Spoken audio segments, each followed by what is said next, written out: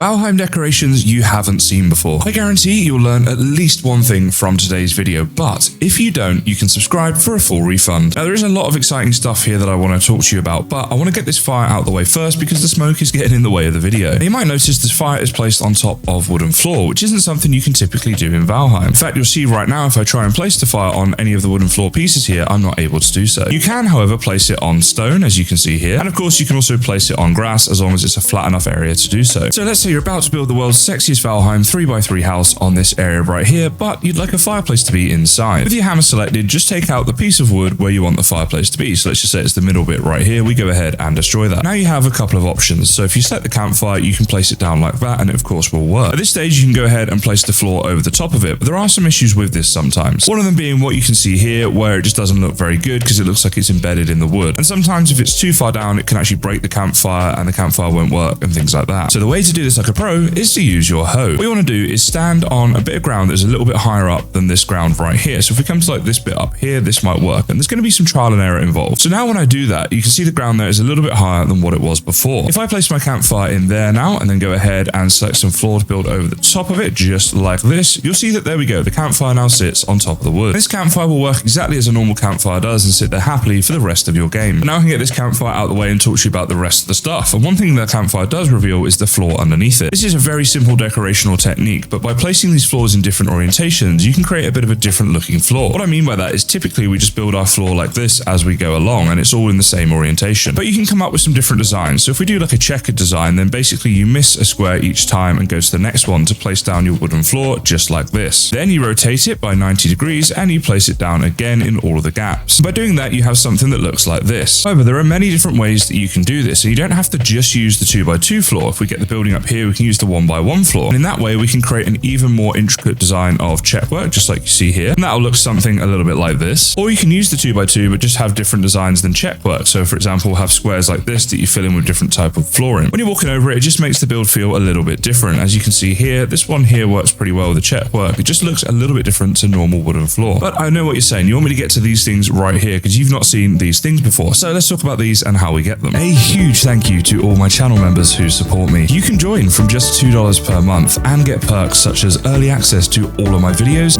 that only members can watch, along with loyalty badges, members emojis, and much more. Click the join button below this video or the link in the video description to find out more. These cargo boxes are one of my favorite decorations to get in Valheim, and they're actually also one of the easiest. All you have to do is make up a car and put some items in that car. Then we're going to go ahead and smash that car open until it breaks. And when it breaks, those items get put down as cargo, which we can actually open, and it has 4 storage slots here. You can actually take all these items out apart from one. You have to leave at least one item in this cargo area in order for it to stay as a cargo box. Now you want to do this near to where you want your boxes to be, and then you can just go ahead and push it over just like this. So not only is this decorational, but actually also functional because you can use it as a bit of extra storage. But you're probably wondering about this item right here and also this item right here. You'll need cheats for this. There's a video in the description showing you how to get cheats, but here's what you do. Type in spawn followed by bucket, and then when we press enter, this bucket will spawn in. Again, you can kick this bucket around to move it and change its orientation and stuff like that. No functional element to this, no storage in there or anything like that, but it does look pretty cool and is something that you can easily add to your builds. As for the barrel, you type in spawn followed by barrel, and yeah, you spawn a barrel. Once again, you can push this around. This one can be a little bit more difficult though because it rolls, so you want to be pretty close to where you want it to spawn in order to get that. If you just hate the location of your barrel when it's done and you want another go at it, you can actually smash them open. There we go, and you actually do get some items from them. Same thing goes for the bucket over here. You can just go ahead and hit that bucket in order to destroy it, and there we go. By placing down a stool from the furniture section and then putting the beehive on top of that stool, you can create a slightly different looking beehive. As for this torch right here placed into the wood, it's pretty simple to do this. First, you need to know where you want your torch to go, and let's say I want it to go on the corner of these floors right here, just like that. I'm then going to hold down the shift key and go slightly off to the side here and place down the wooden beam just like that. Then under furniture, select the torch that you want to go in the middle and place it down roughly in the center of those beams just like that. At this stage, go back to the building, select the pole once again, and you can snap it on by looking at the pole on the right here and place it down like that. Finally, we destroy the pole on the right to get rid of it. And at this stage, we're left with this nice looking torch in a pole. If you have a gap of this size for a window that you want to open and close, you have a couple of options, including using a wooden door and snapping it just like that. At this stage, you can open that up and also close it from the inside. From the outside, it looks like this, which isn't great, but there is actually a way to fix this. And that's, of course, to use these shutters, which were added into Valheim. With these shutters, if you open them from the outside, then when in your base, they actually look pretty cool and frame the window quite nicely. But you might be wondering about how we get this blue mushroom right here. Again, this windowsill is a nice effect and something you can add into your windows. But to get the blue mushroom, go to the cheats once once again and type in spawn followed by mushroom blue. And there we go, it falls on the floor. And unfortunately, this is the only way to get blue mushrooms currently in the game, but they actually do have a use. You see, these blue mushrooms will actually give you 20 health and 20 stamina, compared to the red mushroom, which gives you 15 of each, and the yellow mushroom, which gives you 10 health and 30 stamina. Not sure if they're going to become available in Valheim in the future, but for now, you just have to spawn them in. However, something you don't need cheats for is this right here. And the good thing about this design is you can make it as big or as small as you like. Simply put shields on the wall and build poles around them. I'm not going to show you how to do that because you'll be able to figure that one out. But it does look like a cool piece of artwork, something we don't have in Valheim is like paintings and wall decorations, and this is a way around that. It's also a great way to add a bit of color to your wooden builds. You can also use different types of wood, like this dark wood right here, to really give it a unique look. The wooden door can also be used for farms that are built at this sort of height. Now, you'll build a farm that looks a lot better than this. I'm just showing you the point is you can open that door and close it again. Because the other half is hidden in the floor, it just looks like it's half a door, which can have its uses in the game. Next, let's look at how we build this barrel that is filled with berries or whatever you want to fill it with. So the first thing you need to do is place a wood beam down near the wall. And it's actually deceiving how low you need to place it. You can see compared to this 1 meter wood pole, it's about halfway up. Next, you want to place down item frames, and you can use the middle mouse button to rotate them around and place them down in a circle that's roughly the same size as the opening for the forge cooler. Once that's done, go ahead and place your blueberries or whatever it is you're placing on each of the item stands. Now you'll need to place a forge somewhere nearby, and I recommend placing it behind the wall, then it won't be in the way. With that place, you can destroy the wooden beam here and then look to place the forge cooler underneath. Sometimes you'll need to get rid of the floor and potentially even dig down a little bit in order to get the forge cooler placed low enough that it looks good and fits. Then you go ahead and place the forge cooler, and after that you can put the floor back, and then you've got a nice low down forge cooler with the berries or whatever it is inside, and it'll look a little something like this. If you want to watch my hardcore Valheim series, click the video on screen now and subscribe to make sure you don't miss any of my upcoming Ashlands content.